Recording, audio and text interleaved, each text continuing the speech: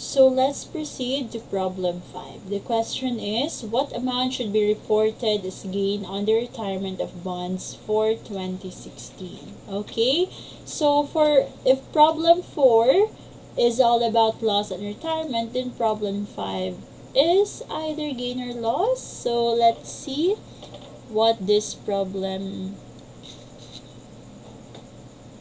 will give us. Okay, so on December 31, 2016, Bohem Company reported a 9% bonds payable due December 31, 2021 with carrying amount of 15,405,000. The bonds were issued on December 31, 2012 and had a face amount of 15 million with interest payable semi-annually on June 30 and December 31 of each year. On December 31, 2016, the entity retired 5 million of these bonds at 98. What amount should be reported as gain or loss on the retirement of the bonds? Okay, so December 31, 2016, gi-retire. What are we gonna need is, of course, the carrying amount and the retirement price. Okay, how much is the carrying amount? Accordingly, on December 31, 2016, the carrying amount is 15,405,000. So, unlike in number 4, there is no need to amortize because the December 31, 2016 was already given. So, that is 15,405,000. For the retirement price, accordingly, it was retired at 98. Okay. So, by the way, what is retired is only the 5 million. So, not all the bonds payable was retired because accordingly, the face amount is 15 million. The one that is retired is only the 5 million. Therefore, okay, this is not supposed to be the carrying amount that we are going to use. Okay, so class, as you can see, out of the 15 million, only 5 million was retired. So what are we going to do is to get the portion of the 5 million of the carrying amount of 15,405,000. Now, since this 15,405,000 is the carrying amount of the whole 15 million face value bonds, and the one that is retired is only 5 million. So, we will make a fraction 5 over 15. Okay? So, in short, that is 1/3. Okay? So, 15,405,000 times 5 over 15. So, what is the carrying amount that we are going to use? That is 5,135,000. Okay? And the next, for the retirement price. For the retirement price, it was retired at 98. So, how do we solve for the retirement price? Okay, by the way, I'm going to put na lang the formula for the carrying amount. So, that is the 15,405,000 times 5 over 15. And for the retirement price, that would be 5 million multiplied by 98%. So, 5 million times 98%, and that is 4,900,000. Okay, so how much is our gain or loss on extinguishment? Look, the carrying amount is 5,135,000. The retirement price is only 4,900,000. So therefore, what do you think? Do we have a gain or loss? We have a gain on retirement. So that is 5 million minus 4,900,000. We have 235,000 as our gain on retirement. What is the journal entry for this? The journal entry for this would be, take note, we're all ready to pay, diba? So, ma-cancel na ang bonds payable. By how much? O, diba? Pag bonds payable galing ang account title, face value jud na. So, we will use 5 million. Debit 5 million, no? And take note that there is a premium since the carrying amount is 15,405,000 in this case. So, that would be Also a debit to premium on bonds payable. How much is the premium? As you can see, the carrying amount is 5,135,000. The face value is 5 million. So 5,135 minus 5 million, the premium is 135,000. Okay, credit to cash, we paid the retirement price of 4,900,000. And of course, the gain on retirement. And how much is the gain on retirement? We have 235,000. Okay, this is the journal entry whenever there is a gain. How about whenever there is a loss? Okay, so if ever there is a loss, so that would be, okay, like in this case, in number 4, so that would be debit to bonds payable. So how much is the face value of this? We have 4 million pesos. Then, debit to, is this a premium or discount? In this case, okay, this is a discount. So, the normal balance of the discount is debit. So, to close the discount, we will credit it. So, discount on bonds payable. Okay, by how much? In this case, okay. So, since the carrying amount is 3,684,000, so that would be 4 million minus 3,684,000, that is 316,000. Okay, and of course, credit to cash, which is the retirement price of 4,120,000. And our debit would be debit to loss on retirement, which represents the amount of 436,000. Okay, so that is our journal entry whenever there is a loss on retirement. Now, let's proceed with number 6.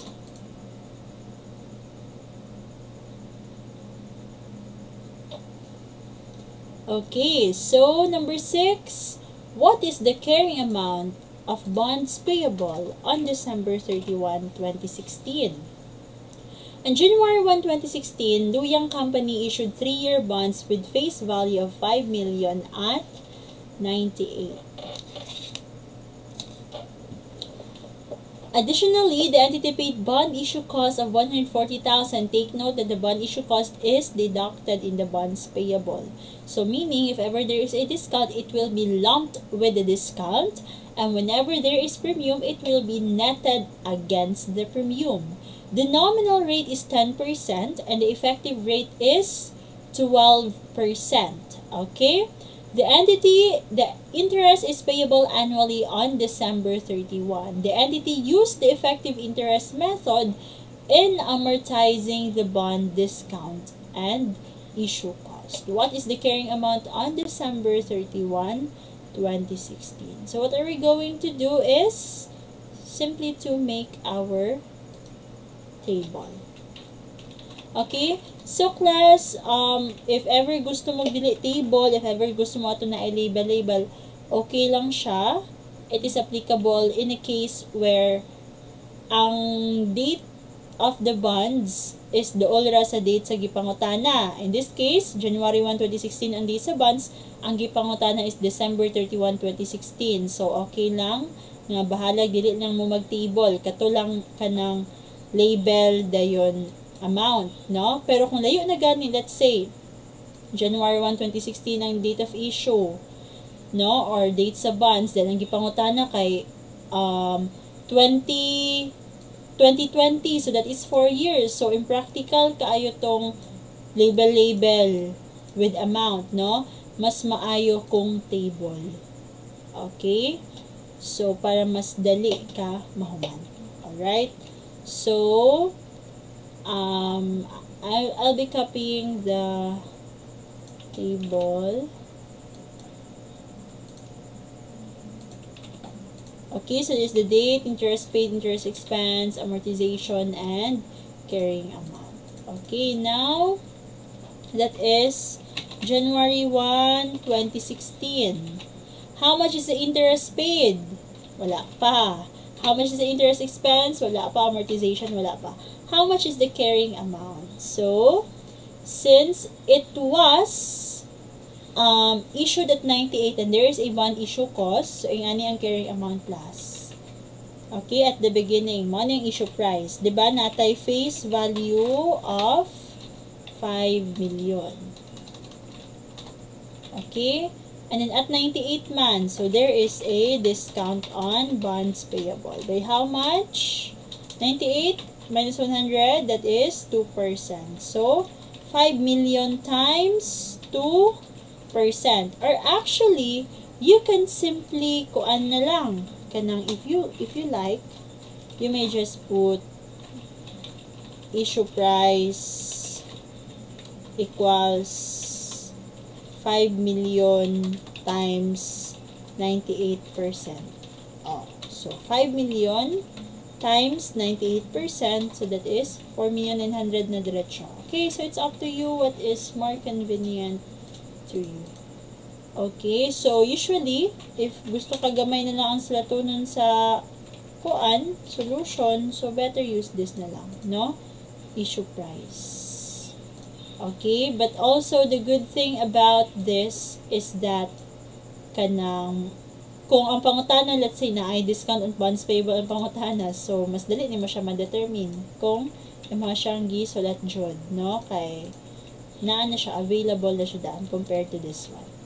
Okay, so we will use this one na lang kaya wala man pud gipangutana ang unamortized bond discount.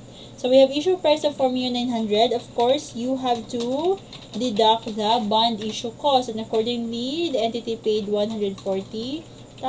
So how much is our net cash received? So our net cash received is the difference between the two.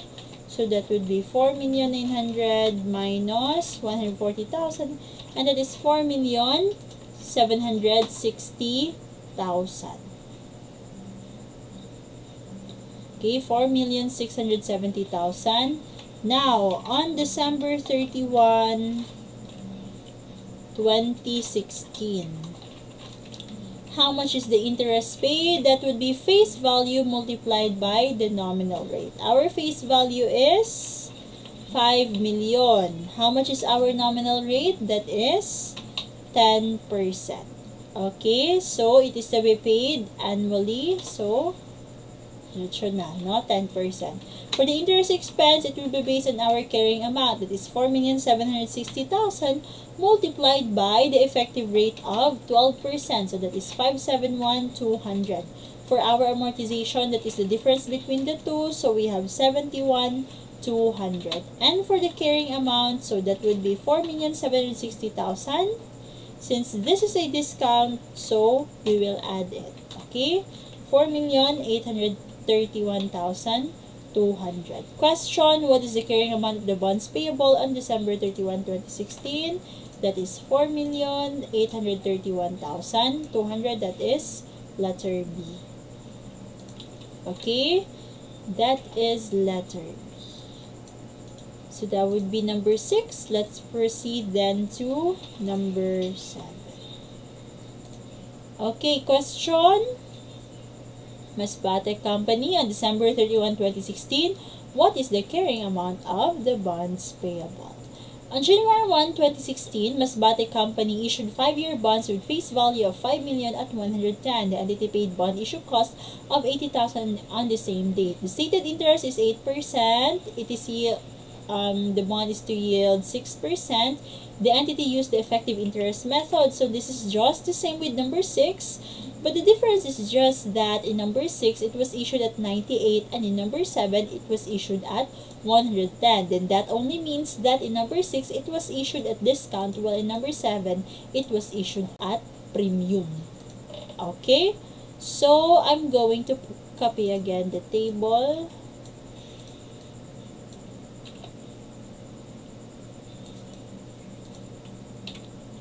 So we have the date on January 1, that is January 1, 2016.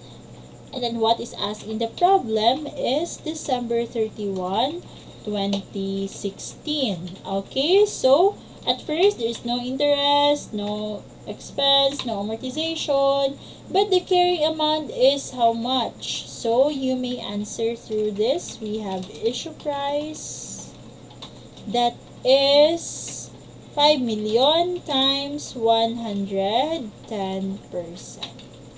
Okay, 5 million times 110%. That is 5,500,000. Now, of course, we paid bond issue cost. Bond issue cost is always deducted. That is 80,000. So, how much is our carrying amount? Or shall we call it net cash received? So, that is 5,420,000. So, our carrying amount is 5,420,000. Class, if the problem will ask you, how much is the unamortized premium? Okay, how much is the unamortized premium? So, first, we have the premium on bonds payable. Pila? Kaning 10%, no? So, sa man 10%, that is the 5 million times 10%, which is the difference between the face value and the issue price. So, 5,500,000 minus 5 million, that is 500,000. And, of course, we have the bond issue cost of 80,000. So, class, take note. The normal balance of the premium is credit, and it is added to the bonds payable. The normal balance of bond issue cost is debit, and it is deducted to the bonds payable. Therefore, in determining for the premium on bonds payable, the bond issue cost is netted against the premium on bonds payable. So, sa mana, duha ang premium on bonds payable, no, what are we going to use in the amortization would be the 420,000. That means, atoan nang i-deduct ang bond issue cost. In the case of discount, class, in the case of discount, the bond issue cost is what? It is to be lumped together. Okay? Or it is to be added. So, in this case, kung mangutan na ang problem, how much is the unamortized discount? Sa beginning ni siya ha, sa beginning of the year. How much is the unamortized discount? So, that would be discount on bonds payable. In this problem, naman dire, the discount is 100,000. Pila tong bond issue cost nga gibayaran? Accordingly, it was 140,000. So, take note, discount on bonds payable is deducted in the bonds payable. The bond issue cost is also deducted. So, therefore, they are to be lumped together. Okay, they are to be lumped together. So, we have discount on bonds payable added with the bond issue cost, that is 240,000. Okay, so mainlan po ninyo, 5 million minus 4,760, that is 240,000. Dere, kani siya, 5 million minus 5,420,000, that is 420,000. Okay, so additional info lang niya siya ha, for discussion purposes. Whenever you take the exam, no need to compute for those that are not needed. Okay, so let's continue our table. Interest paid would be based on the face value, which is the 5 million multiplied by the stated rate. How much is the stated rate? Accordingly, that is 8%. And it is payable annually, so no need to get any fraction. That is 400,000.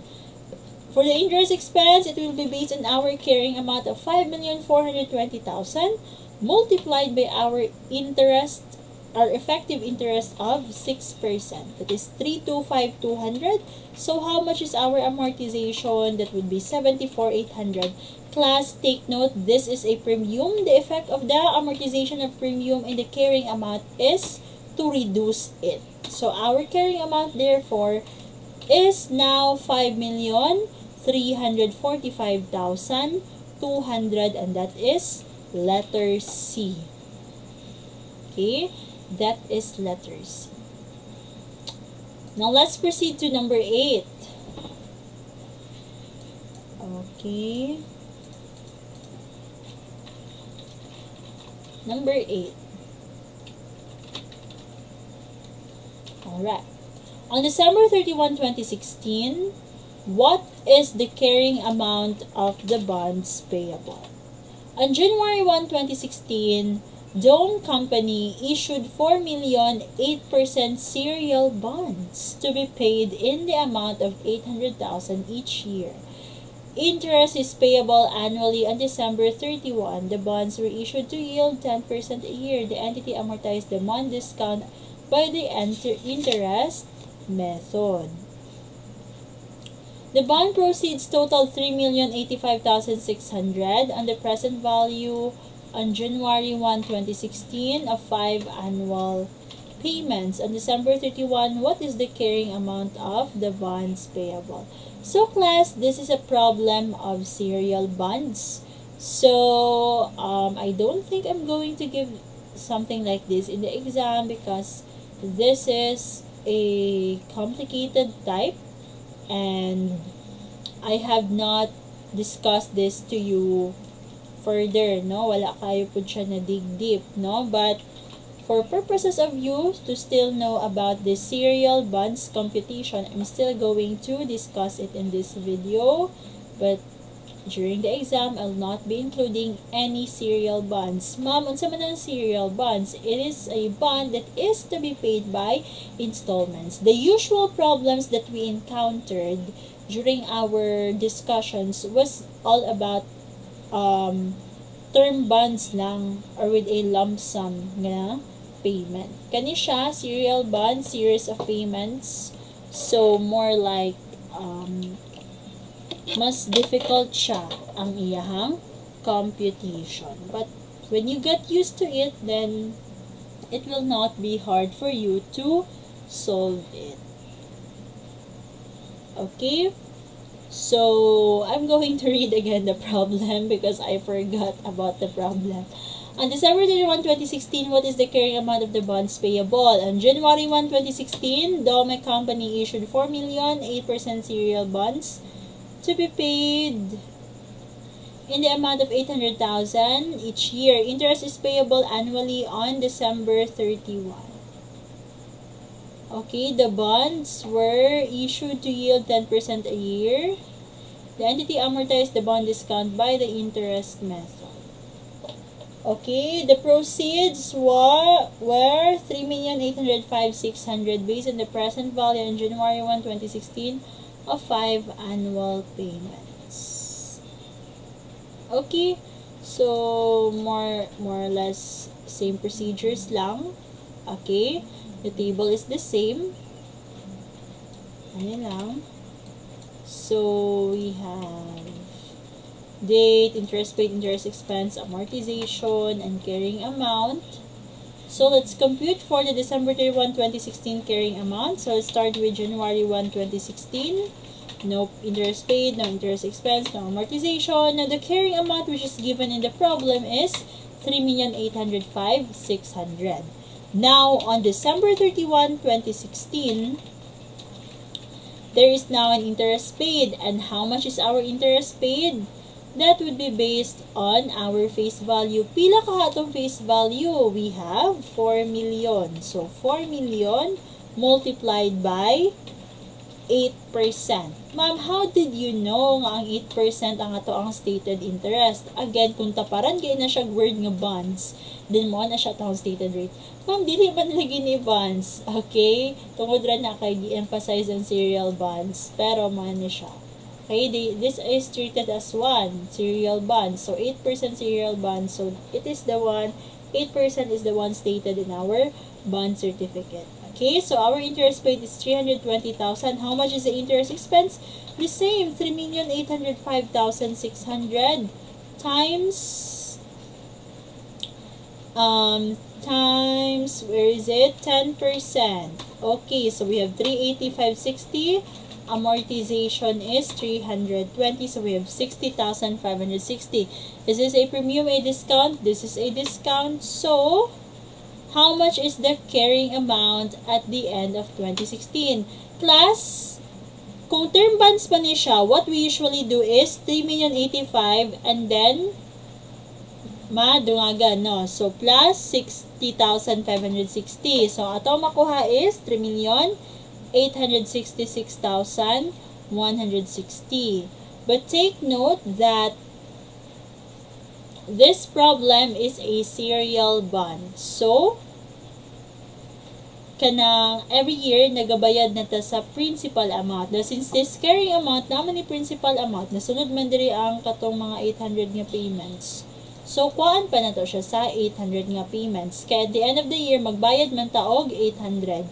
Kung lump sum, wala ata nag-minus og principal payment. Kaya nga naman, dili pa man pud bayaran. Kaya lump sum na siya. Now, since this is a serial bond, so we still have to deduct the 800,000. In this case, our carrying amount is 3,066,160 and that is letter B. Okay? So, class, to help you understand it further, let's say, kuan na, December 31, 2017. Interest paid, same lang gihapon, 320,000. For our interest expense, mag-base lang gihapon sa carrying amount. So, 3,066 times 10%, that is 306,616. For the amortization, okay, we have 13,384. And for the carrying amount, you have to add the 13,384 and then minus na po taog 800,000. Okay, so yan ang mahitabo sa serial bonds. So class, if you want to continue this one until 2020, we may continue this one. Pwede ra siya in okay, interest paid, interest expense. So, interest expense. Okay.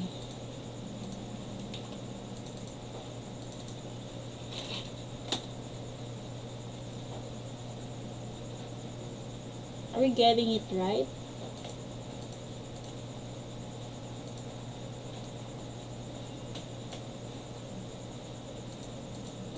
Okay. We did. Okay. So, here is another thing. We overlooked the interest paid. Take note ha, since nakuhaan naman, 'di ba, og 800,000. So, in our interest paid, we do not base and everything on the 4 million, no? So, kung ang una, base sa 4 million, ang ikaduha, mag-base pa ba sa 4 million? Dili na. Why? Because nagbayad naman ng 800,000. So, 4 million minus 800,000, mag-base na lang ta sa 3,200,000. No? Times 8%. So, that is 256. That is also what you are seeing here in the table. No? Pareho. Kani, di ba, 3,200,000. Yan, nagbayad naman po ng 800,000. Pila na lang? 2,400,000 na lang. Times 8%, that is 192. That is also what is here in the table. Okay? So, 24. So, nagbayad na po ng 800,000. Pila na lang? 1,600,000 na lang. Times 8%, that is 128. And lastly, 1,600,000. Nagbayad na po ng 800. Ang nabili na lang is, last na lang nga, 800 times 8%. That is now 64,000.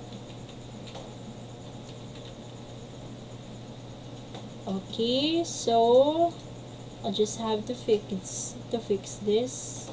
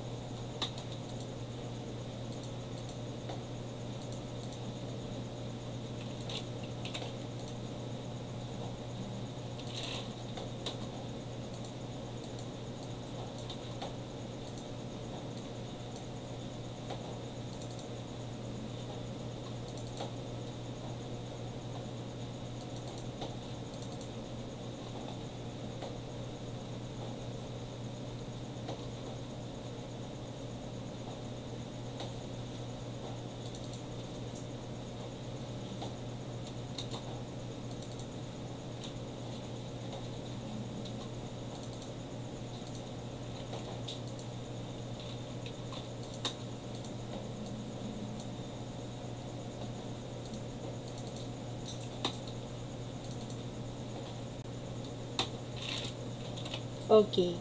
So, class, since this is serial bond, so, diba, at the end of the period, dapat mabayaran na tanan. So, dapat, ang carrying amount at the end, 0 na. No? So, saan man ni? It is 1,491. So, in this case, ang bato na to is that, i-0 dyan na to. No? So, kinsa man ang mo-adjust. Ang mo-adjust, ana, would be the amortization. Okay? So, our goal here is to finally, do we call this? Fully and finally amortize for the last time, no? So, before, na-pound tayo sobrang 1,491. Ang atong buhato na lang ana sa amortization is, kuhaan na to. Okay, kuhaan na to siya, 1,491 point. So, yan ha. Yan. Okay, so, diba? Yan naman na. Ang nabili na lang is 784,098.96. Our goal here is that our carrying amount should be 0. Pila nga itong interest paid? That is 64,000. So, para ma-zero ni siya, how much of the amortization do we need? Okay, pila man ang amortization nga atong kinahanglan para ma-zero ni siya. Diba? Our computation for the carrying amount would be the previous carrying amount minus the amortization, not minus but plus. So, plus the amortization and then minus the 800,000, no? So, yan ni 784 plus amortization minus 800,000. So, diba yung ana ang computation. So, pila man namang kinahanglan i-plus para mahimo ni siyang 0. As you can see, it is already given. That is 15,901.04. So, class, normally, pag nanagali sa last date, you do not follow anymore katong ingani. Kaya atong buhaton na lang is that i-work back na lang nato para 0 jud ang last, no? Because due to the rounding off, no, pareha ni sa carrying amount, naka-round off man gud siya, dili jud siya ma-equal to 0. Pero if dili na to siya i-round off, 0 jud na siya ang kinalabasan na. Anyway, that is only 1,000. So you just add it in the amortization. But what's the interest expense? Dili na ka mag-multiply, okay? So siya na lang ang mo-adjust. Since difference man dapat siya nilang duha, so siya na lang ang mo-adjust by adding them. So 64 plus 5901. So, the interest expense must be 79,901. Okay, so that is for the serial bonds for discussion purposes, but I will not include it in your examination. But of course, when you'll be having your refresher already in 4th year, this will be included, and of course, this will be included in the board exam. Okay, it's just that we don't have enough time to discuss it. Okay. So, let's proceed to number 9. For number 9, question, what is the issue price of the bonds? Okay, issue price na ang gipangayo. So, there will be working back maybe or depende sa given. White Company issued 2 million face value of 10-year bonds on January 1. The bonds pay interest on January 1 and July 1 and had a stated rate of 10%. The market rate of interest is 8%. What is the issue price? Class, normally, ang ginhatag sa problem, issued at 110, issued at 105, no? Kung given. But in this case, it is not given. So, saan ang issue price? Issue price shall be equal to the present value of the payments. Therefore, we are going to get its present value. Now, it will not only include the principal, okay, payments of principal, but also the present value of the interest. Okay? Since ay mahitabo, first, present value of the principal, and second, present value of the interest. Okay? So, I love to give this type of problems. So, better practice this type of problems. Okay? First, present value of the principal. How much is the present value of the principal? Okay, so you have to memorize the formula for the present value. So that would be 1 plus I to the power of negative n. So in this problem, class, diba, in the present value, we have present value of lump sum and present value of ordinary annuity, present value of annuity, present value of annuity due, and so on. So in this case, since that is principal, and the principal is 10 years to be paid, so that means this is to be paid in a lump sum payment. So that means, atong gamiton lang is the present value of 1. So kaninga formula, 1 plus I to the power of negative n. So, sa maning I, kaning I, ang gamitin na to sa I would be stated rate, ma'am? No, it would be the market rate. So, we will use the 8%, 1.08. And for the term, of course, since that is a 10-year bond, so, to the power of negative 10. So, pila man ang ato ang kuan ani? Pila man ang ato ang present value? So, to compute, i-compute. Our present value would be 0.4632. So, 0.4632. Okay, so, saan man na siya? 2 million times 0.4632. So, we have 926,400 is our present value of the principal. Now, how about for the present value of the interest? Since interest is to be paid annually, so that means annuity. Are we going to use the present value of 1? No, we are going to use the present value of ordinary annuity. Okay? So, what is the formula for the present value of the ordinary annuity? That would be 1 minus 1 plus I to the power of negative n. Okay? So, in this case, 1 minus 1 plus 0.08 to the power of negative 10. Okay? And then, whatever is the answer, we divide it by 0.08. Okay? So, what do you think is the answer? Okay, so we have 6.71 or 6.7101. So, I'm going to write it here, 6.7101. Okay, so for the present value of the interest, class, take note. In getting the present value of the principal and the interest, ang atong ibutang diri is the 8%, diba? That is the market rate. Now, diba, ang ato man diri is present value of interest payments. So, in computing for the interest here, of course, dili na ang 8% para sa interest payments. Nga kuhaan na itong present value. Pila itong interest payments? 2 million times, would that be the 8% or the 10%? Of course, that would now be the 10%. Kay payments naman ito ang giingon. Nadili naman kitong market rate nga 8%. So, 2 million times 10%, so that is 200,000. So, saan yung 200,000? I-multiply na to sa present value nga itong nakuha nga 6.7101. So, we have 134,220. So, question, pila daw ang issue price sa ato ang bonds? Okay. So, class, I think we did a mistake. I'm so sorry. We overlooked that the interest is to be paid on January 1 and July 1. So, therefore, what is going to happen is that our interest here shall be divided by 2. No? And our number of periods shall be multiplied by 2. So, dapat day ani, this is 4%. No? Kaya nga naman, semi-annual man, 6 months naman. So, 4% ra. Ang term na to, sa 10 years, pila man ka semi-annual periods? 10 times 2, that is 20. So, pila man ang ato ang gamiton nga,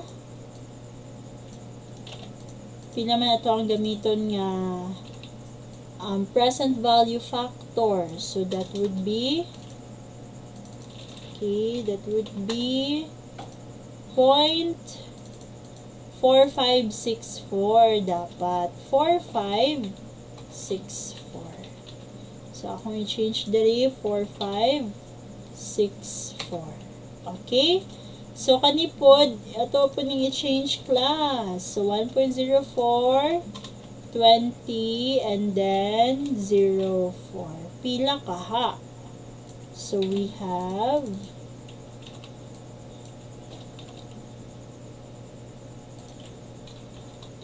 okay, 13.59. 13.59. Okay. So, times 13.59, then kani siya. Okay. So, we have 2,718,000. Okay, so kani class, it depends upon us kung pila ang present value factor nga itong gamiton. But, for you to be safe, use 4 na lang. Pinakalaghan na ng 4. Okay, and then, whatever will come up, let's say, ang difference na di ay sa problem is only, let's say, 500 pesos or 800 pesos, then, you may already choose the answer. Okay, so di na kinahanglan ibalik pa o compute. Basta immaterial lang ang difference. And then, that is due to the rounding off of the present value factors. Okay, so pila ang issue price? We have 920,000 and 2,718,000. So, our issue price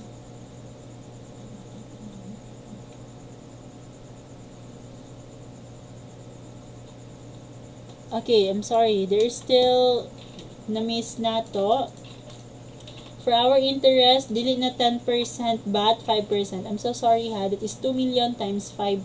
Then times 13.89. So we have 1,359,000. So 920 plus 1,359,000. Then we have 2,279,000.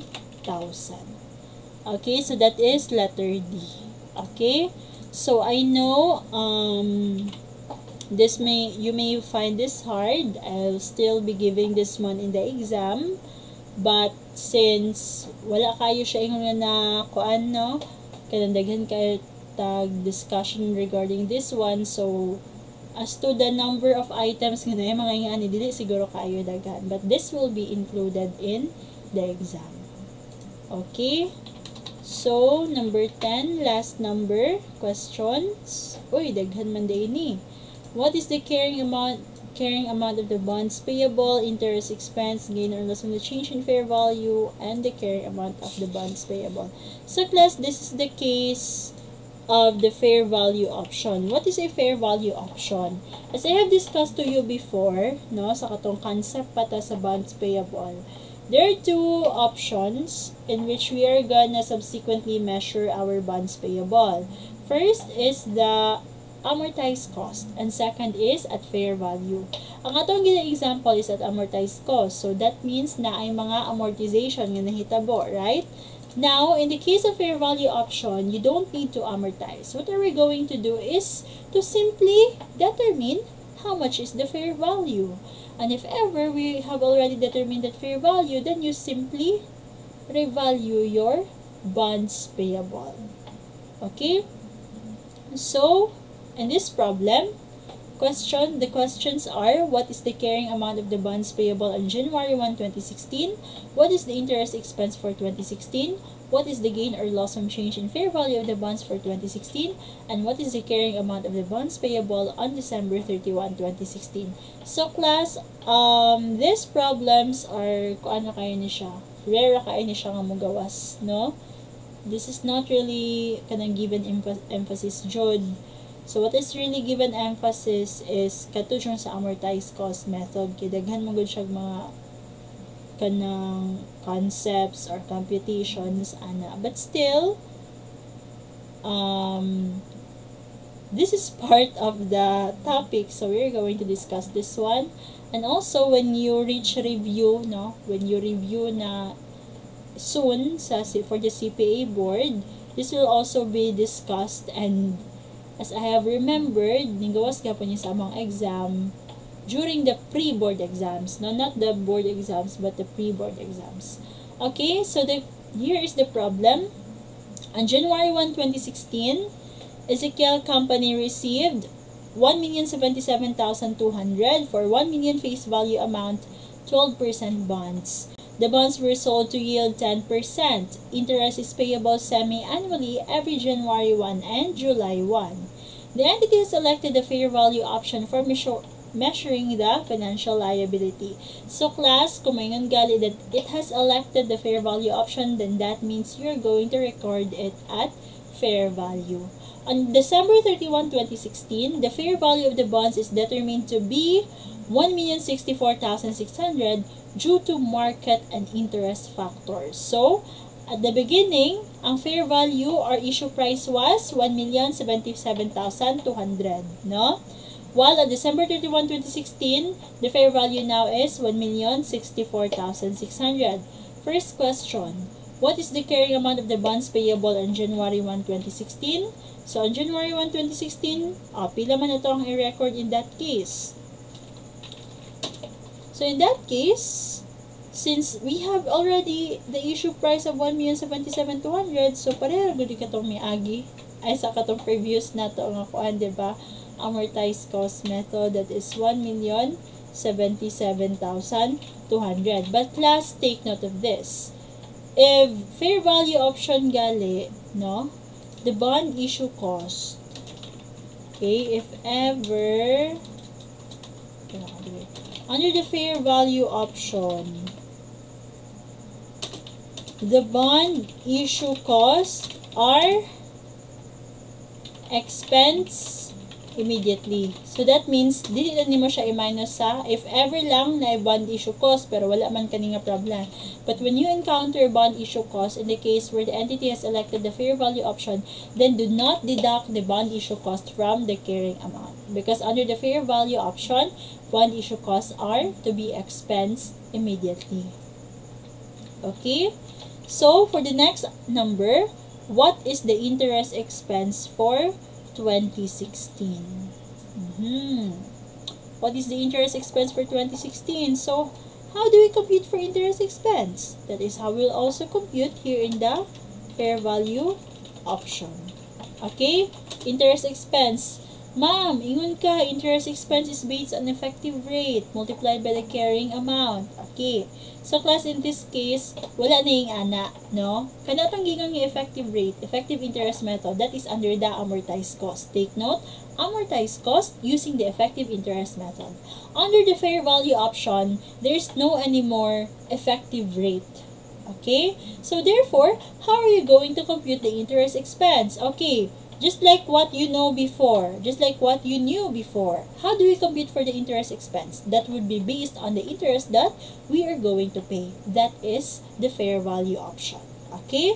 So, 1 million face value for the interest expense, that would be the 1 million, the face value of face amount. So, ano na ibutang face amount times interest rate.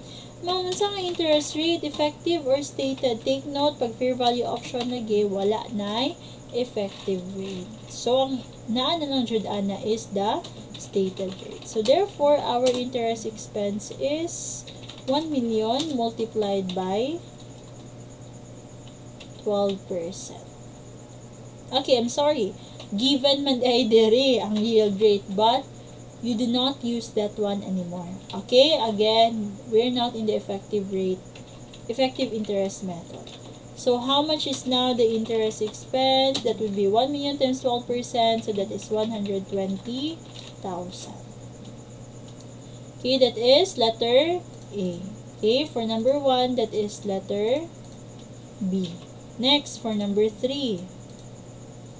What is the gain or loss of the change in fair value of the bonds for 2016? Okay, so you simply compute for any changes in the fair value. So, kung ningdako, gain or loss. Kung ninggamay, gain or loss. So, what do you think?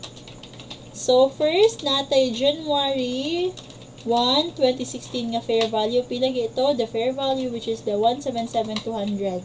Ma'am, issue price man na. Unsa di ay ang definition sa fair value? Diba? The amount that one party is going to, both the seller and the buyer is going to like agree, no, for the price. So kanang issue price, di more or less mo na jud na ang iyahang fair value because both of the parties agree nga mao na ang amount niya ihatag. Okay? 177,200. That is for January 1, 2016. Now, for the fair value on December 31, 2016, we have 1,064,600. Okay, so, question. How do we know if there is a gain or there is a loss? Then, you compute for the difference. 177 minus 164. So, saan man ni siya? Ning dako, ning gamay. So, kung mugamay, would that be a gain or loss? So, you think about the nature of our account here. Our account here is bonds payable. Ning gamay daw ang bonds payable. So, what do you think? Would that be a gain or loss on our part? Of course, ning gamay mo ang utang, of course, that is a gain on our part. So, gain from change in fair value for an amount of 12,600. Okay, 12,600. That is letter A. Okay, that is letter A. For number 4, so this is the last one.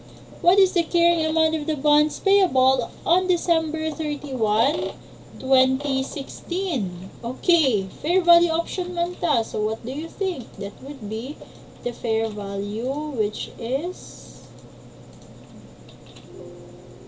okay. The fair value, of course, which is 1,064,600.